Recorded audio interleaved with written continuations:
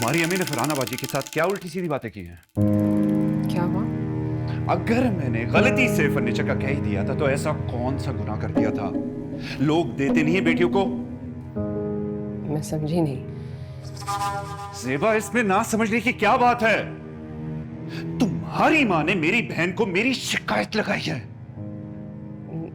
नहीं नहीं अम्मी, ऐसे नहीं कर सकती। मैंने कहा है की है तो की है।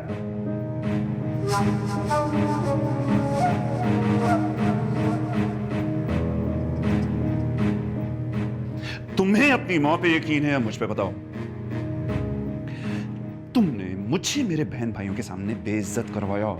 हालांकि मैंने तुम पे कोई जबरदस्ती तारी नहीं की थी, सिर्फ ये कहा था कि फर्नीचर हो सके तो कर दो। अगर तुम लोगों से नहीं हो पाया तो इनकार कर देते, तुम इनकार कर देती, तुम्हारे माँ बाप इनकार कर देते, लेकिन यूं अपने दामाद की शिकायत लगाने का क्या जवाब है? बताओ मुझे।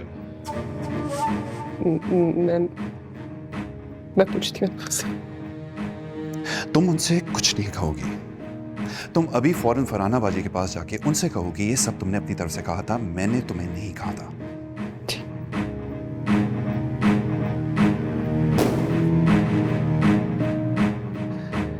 इस डब्बे में क्या है?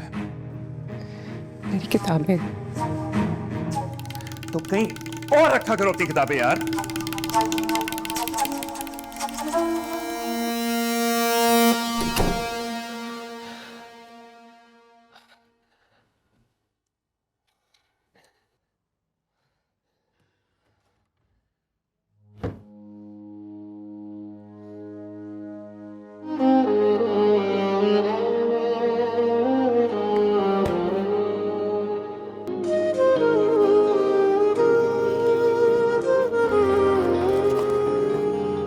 मेरे आश्क मेरा नसीब है, मुझे तुझसे कोई गिला नहीं, मेरे हमनशी मेरे महल।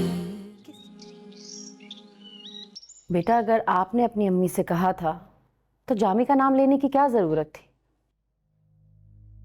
नए फर्नीचर की आपकी ख्वाहिश थी तो अपने अम्मी अब्बू को आप अपना बताती कि आपको चाहिए था। जी सॉरी। सॉरी की बात नहीं है ज़ेबा। अच्छा यहाँ आओ, मेरे पास आके बैठो।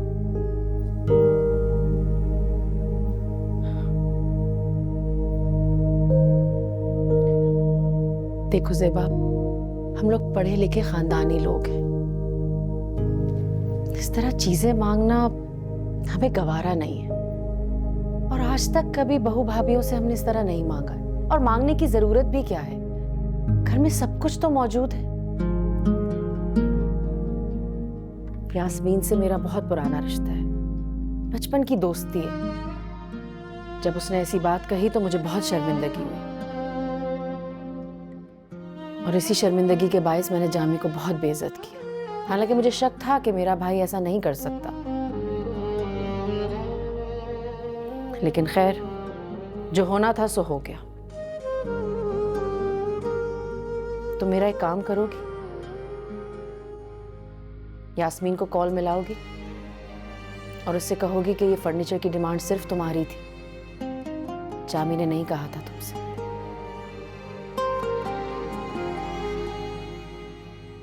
जी थैंक यू।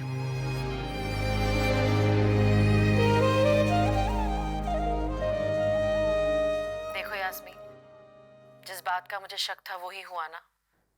मैंने रात में वापस आकर जामी से पूछा, वो तो हैरान हो गया ये बात सुन के कि उसने तो ऐसा कोई मुतालबा किया ही नहीं था।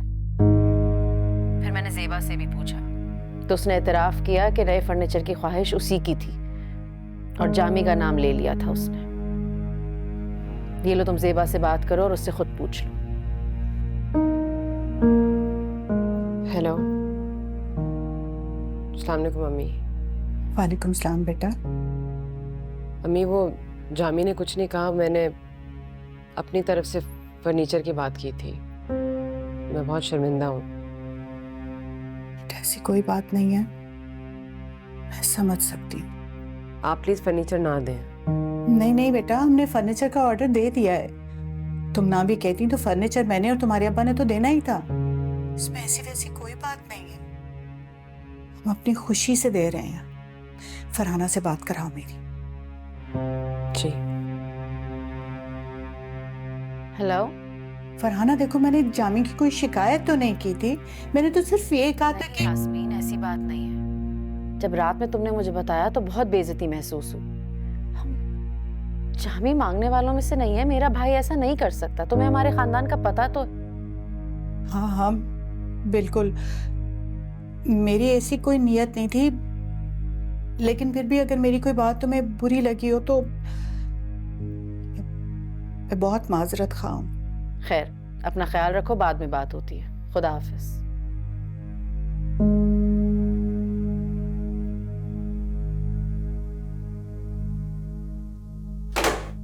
देखो बेटा, मैंने तुमसे कहा था कि ससुराल है बेटी की, तुम्हारी सहेली नहीं है, तुमको बात करनी नहीं चाहिए थी।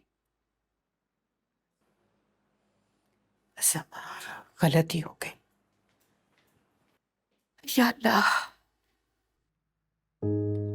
कल शाम की फ्लाइट की टिकट्स है तुम्हारी, मरी। वहां की होटल की अरेंजमेंट्स और गाड़ी का बंदोबस्त भी हो गया। तो हम वहां जहाज पे जा रहे हैं। बड़ा भाई हनीमून का तोहफा दे रहा है, तो तुम्हें ट्रेन में तो भेजेंगे नहीं। ऑफ कोर्स इस्लामाबाद जा रहे हैं हम लोग, प्लेन में। वहां मेरा एक दोस्त है, वो तुम्हें अपनी गाड़ी दे देगा, फिर तुम दोनों वहां से आगे मरी निकल जाना। कैसा लगा मेरा तोहफा? शुक्रिया। वो वलीमे के हॉल के कुछ पैसे बाकी थे, वो किसने अदा करने हैं, मैंने या रईस भाई ने? मुझे नहीं पता, ये तुम दोनों मिलकर डिसाइड कर लो। नहीं नहीं, डिसाइड करने की क्या जरूरत है। मतीन ने ऑलरेडी शादी के सारे इंतजामात देखे। अब अगर वलीमे का थोड़ा खर्चा रह गया है तो वो रईस भाई या आप लोग देख लें। इस घर में होने वाले हर खर्चे की जिम्मेदारी पहले से ही हम लोगों पर होती है, लेकिन रईस दे देंगे जैसे हमेशा से देते हुए आए हैं। बहू, ऐसी बातें मत करो। छोटा भाई है, औलाद की तरह है तुम्हारा। अब उसकी शादी के इंतजामात के अखराजात पर लड़ोगे तुम लोग? नहीं अब्बा, कोई नहीं लड़ा, मैं कर दूंगा। मतीन, कल मैं कुछ करेंसी एक्सचेंज करवा दूंगा, तो जिसका जितना बनता है उसे लौटा दो। ठीक है रईस भाई। बहरहाल, मैं सोच रही थी कि कल लंच के टाइम अगर हम जेबा से खीर बनवा लें तो। Good idea. Good idea. जेबा का किचन में आना जाना हो जाएगा और फिर एक एक करके हम तो सब चले जाएंगे। तो क्यों ना जाने से पहले तुम्हारे हाथ का कुछ खा लें जेबा।